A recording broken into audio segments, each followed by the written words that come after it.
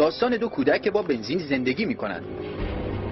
همیشه شجره یتن نه همیشه خیلی پدیده عجیبیه واقعا. اینا بنزین همیشه دستشونه، وقتی میخوابن بغلش هم هست، خوراکی غذا اصلا هم نمیخوره. اینا از کجا تهیه میکنن بنزینو؟ از موتور میگیرن.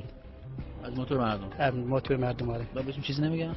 نه دیگه چیزی عادت کردن دیگه. میشه بعد دستشون باشه اینا دیگه. همیشه اینا قشنگ بنزین میخورن. پدیده عجیب در روستای تازیاب در 120 کیلومتری بجنورد. مشکلی براشون وجود نمیاد؟ میفته دیگه، به سرش گیج میره میفته دیگه.